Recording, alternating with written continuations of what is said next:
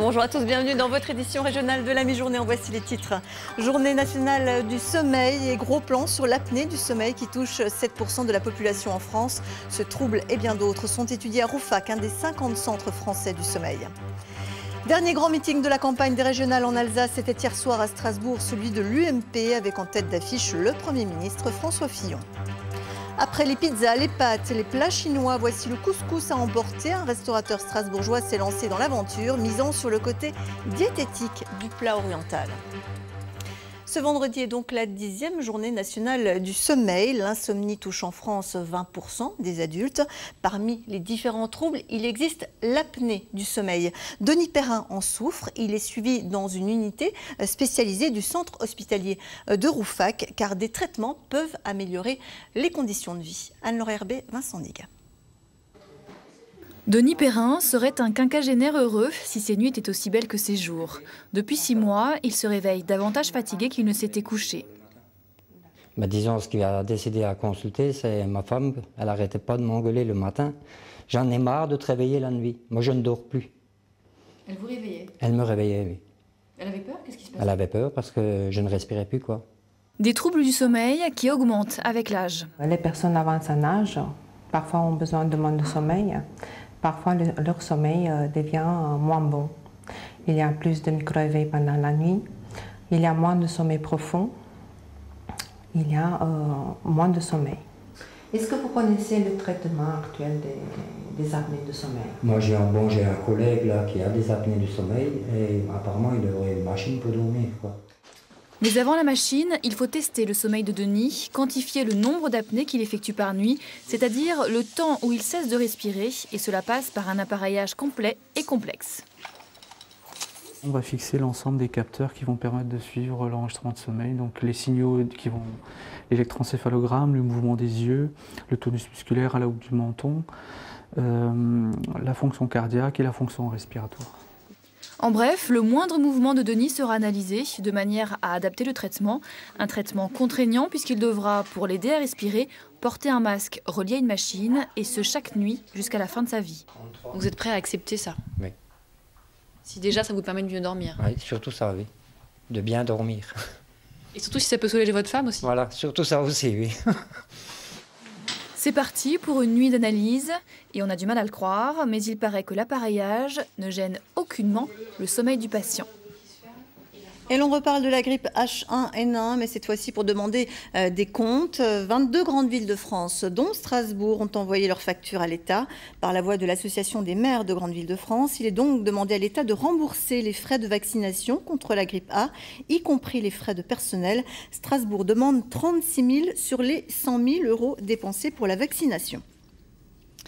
Un incendie s'est déclaré hier soir à Célestat vers 22 h. Un scooter a pris feu dans l'entrée d'un petit immeuble d'habitation. Le sinistre a été très rapidement maîtrisé par les pompiers. Les occupants ont tous été évacués. 16 personnes ont été intoxiquées et une fillette de 5 ans a été grièvement brûlée. Un expert va se rendre cet après-midi sur place. Une enquête de la police judiciaire a été ouverte.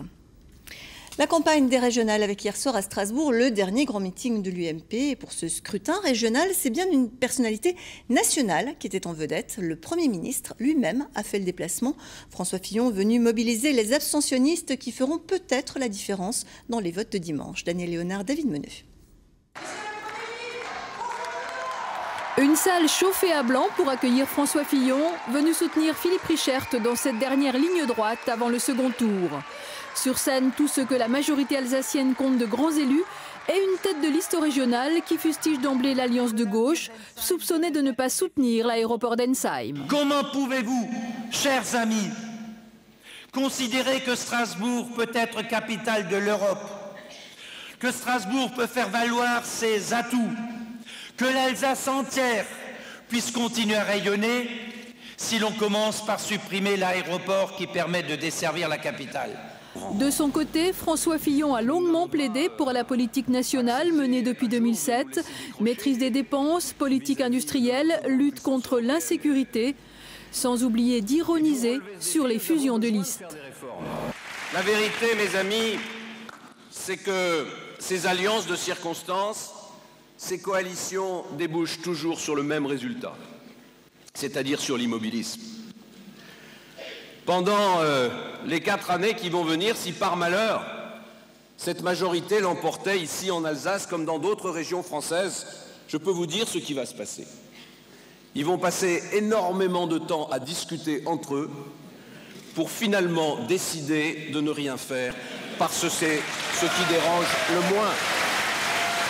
La victoire est au bout du chemin, a conclu le Premier ministre, invitant les abstentionnistes à aller voter dimanche pour, je cite, calmer les ardeurs de la gauche qui pensent déjà à la présidentielle. Notre spécialiste politique Renaud Arcer nous a rejoint. Alors Renaud, à 2 jours du scrutin, comment les électeurs peuvent vraiment faire leur choix ? Écoutez, les électeurs se prononceront peut-être sur 2 sujets pas forcément attendus et qui se sont invités dans cette campagne. D'abord, parlons d'un petit rongeur qui n'en demandait pas tant, le grand hamster d'Alsace, accusé de bloquer une zone d'activité ici, de détruire 3000 emplois là-bas. Rien que ça fait beaucoup pour un mammifère qui mesure entre 20 et 30 cm. Mais politiquement, le grand hamster est devenu emblématique d'un débat sans doute un peu caricatural, mais un vrai débat. Comment concilier la défense de la nature et le développement économique? Même clivage pour le projet de grand contournement ouest. Le feu vert du Conseil d'État, qui est tombé mercredi, à la surprise générale, pourrait avoir un effet mobilisateur dans un sens ou dans un autre. Vous me direz que le grand hamster et le grand contournement ne sont pas des sujets de préoccupation majeure pour les électeurs alsaciens. Et bien justement, après une campagne assez terne et policée, les électeurs auront peut-être bien du mal à se déterminer sur des programmes finalement pas si différents, Front National excepté. Alors, est-ce que la campagne menée depuis lundi, la campagne de l'entre-deux tours, va être déterminante? Sans doute, peut-être, et la méthode a été bien différente entre la droite et la gauche. On a vu que l'UMP a fait appel à une ministre, puis au Premier ministre durant cette semaine pour battre le rappel des troupes. Parallèlement, vous aurez noté qu'en face, pas de ténors nationaux. Martine Aubry s'est bien gardée de resservir sa théorie du Grand Chelem, et la liste Bigot a plutôt adopté un profil bas. Enfin, durant cette semaine, les 3 sondages successifs ne nous ont guère plus avancé. On va donc attendre dimanche. Rarement, le vote des Alsaciens sera à ce point observé partout en France. Merci Renaud. Puis je rappelle que les bureaux de vote seront ouverts donc dimanche de 8h à 18h, excepté Strasbourg, où ils ne fermeront donc qu'à 20h. La crise a-t-elle affecté les habitudes de consommation des Alsaciens? Une étude de l'Observatoire CTLM a tenté d'y répondre. L'organisme a scruté à la loupe 8 régions de France. Les résultats en Alsace détaillés par Karine Fex et Claude Haim. Les Alsaciens auraient-ils le moral dans les chaussettes? On pourrait le croire à en lire l'enquête de l'Observatoire CTLM. À la question « Comment percevez-vous la situation actuelle et pour l'année à venir ?» Sur une échelle de 10, le moral tourne autour de 4. C'est un peu moins bon que la moyenne nationale. Les gens, ils en ont marre de un peu de tout, les boîtes qui ferment et tout. Hein. Les gens, ils sont déprimés. Hein. C'est déjà difficile de trouver du travail, surtout en cette période. Surtout pour nous les jeunes aussi, parce que bon, soit on a trop de diplômes, soit on n'en a pas assez. Donc, C'est un peu difficile parce que c'est tout cher. Les gens, ils n'ont pas de travail, ne gagnent pas assez, les retraites sont trop petites. On ne voit pas l'avenir assez en rose, on voit plutôt l'avenir triste.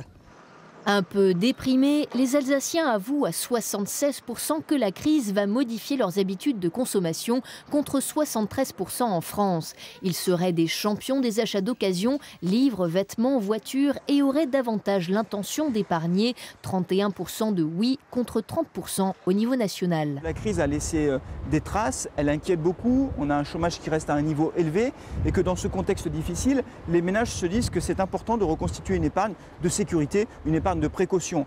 Alors ça ne veut pas dire non plus qu'ils veulent moins consommer, ils veulent mieux consommer, il y a de nouveaux comportements qui apparaissent. Plus fourmis que cigales, les Alsaciens consomment aussi davantage de produits bio. Ce magasin spécialisé de Strasbourg, par exemple, accueille 30% de clients en plus depuis début 2007. Il mangerait mieux, mais aussi plus responsable, plus local, avec un œil aiguisé sur le bilan carbone. Toutefois, l'Alsace se différencie assez peu de la moyenne nationale. L'étude a été réalisée sur un échantillon de 300 personnes et reste à prendre avec du recul. Il y avait déjà les pizzas, les pâtes, les nems et tous les autres plats emportés qui faisaient le bonheur des partisans du fast-food. Des menus rapides, pas chers, mais pas vraiment diététiques. Fort de ce constat, un restaurateur strasbourgeois a décidé, lui, de se lancer dans le couscous à emporter. Roland Nickel, Arnaud Rapp. Une semoule cuite à la vapeur, cajolée sans cesse et enrichie à l'huile d'olive. Rien à voir avec la cuisine express dans laquelle les aliments eux-mêmes n'ont pas le temps de s'exprimer, car aujourd'hui, tout s'emporte.